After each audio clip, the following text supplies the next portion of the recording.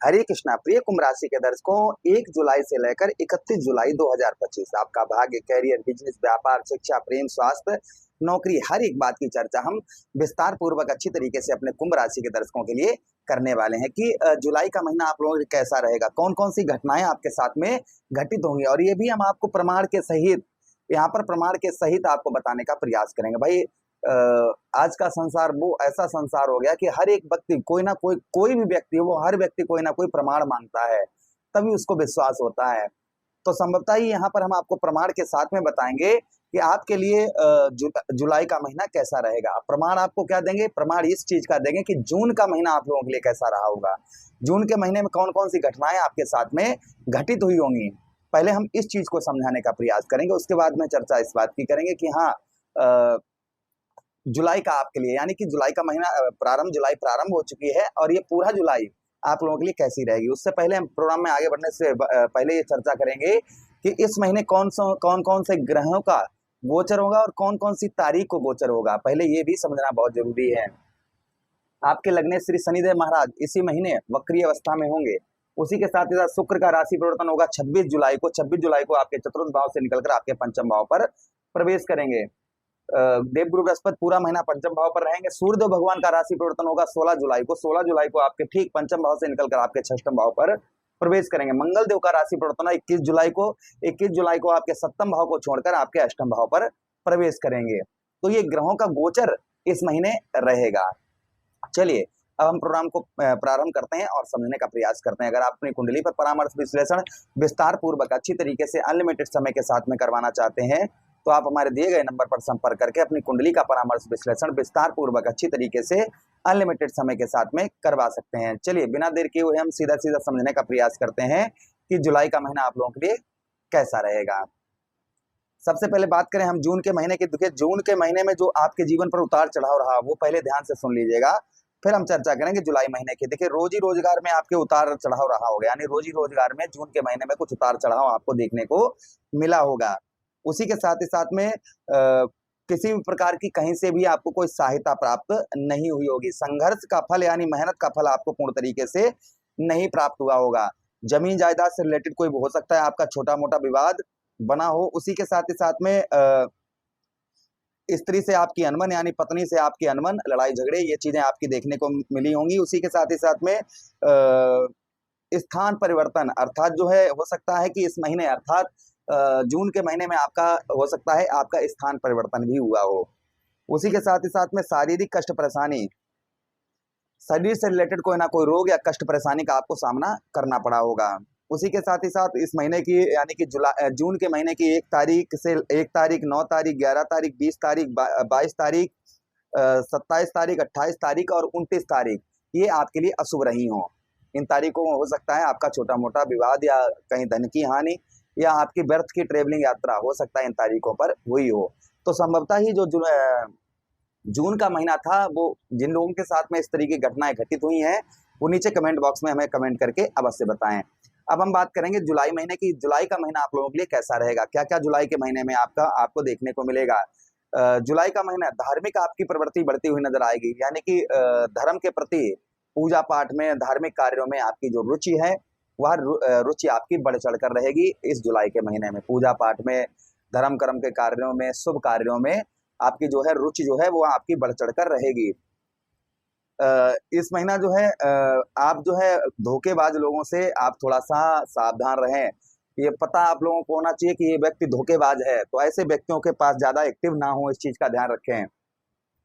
अच्छा उसी के साथ ही साथ में आपके खर्च में कुछ वृद्धिता यानी खर्च कुछ जो है बढ़ता हुआ नजर आएगा। खर्च में आपके वृद्धि होती हुई नजर आएगी, यानी खर्चों पर आपको इस महीने आपको नियंत्रण बनाकर रखने की आवश्यकता रहेगी। जहां पर 10 रुपए का खर्च है वहां पर 5 रुपए का करने का प्रयास करें। उसी के साथ ही साथ इस महीने आपकी कुछ इच्छाएं पूर्ण हो सकती हैं।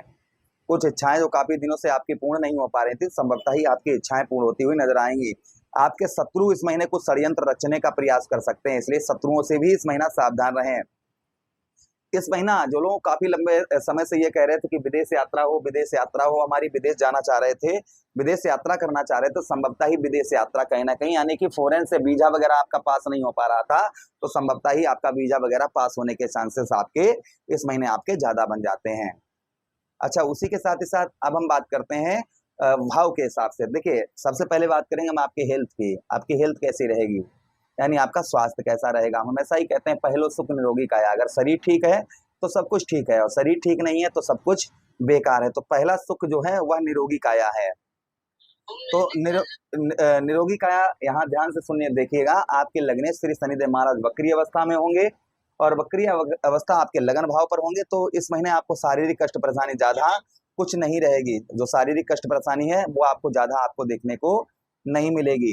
यानी कि शरीर से आप जो है छोटा मोटा मौसम के हिसाब से फीवर, बुखार, ये चीजें थोड़ा बहुत नॉर्मली जो होती हैं वो परेशान कर सकती हैं। बाकी कोई बड़ी बीमारी ऐसा कुछ इस महीने नहीं दिखाई दे रहा है। उसी के साथ ही साथ में धन की स्थिति उत्तम रहेगी, अच्छी रहेगी, क्योंकि शनिदेव महाराज आपके धनी भाव पर बैठे हैं, धनी भाव पर वक्री अवस्था में होंगे। तो धन से रिलेटेड ज्यादा संघर्ष करने की आवश्यकता नहीं रहेगी। फिर भी बिना परिश्रम के, बिना मेहनत के धन जो है प्राप्त नहीं होता है, इसलिए थोड़ा संघर्ष और मेहनत आपको करनी ही पड़ेगी। अच्छा, उसी के साथ ही साथ आगे हम बात करते हैं, इस महीना पढ़ाई लिखाई विद्यार्थियों के लिए बहुत अच्छी रहेगी, क्योंकि सूर्य यहाँ भी 16 जुलाई तक है, गुरु बृहस्पति पंचम भाव पर बैठे हैं, इसलिए पढ़ाई लिखाई अच्छी होगी। अपनी बुद्धि विवेक से आप सफलता प्राप्त करते हुए नजर आएंगे। प्रेम प्यार भी आपका ठीक रहेगा। प्रेम प्यार में कुछ तीसरे व्यक्ति की एंट्री होने की संभावना इस महीने रहेगी।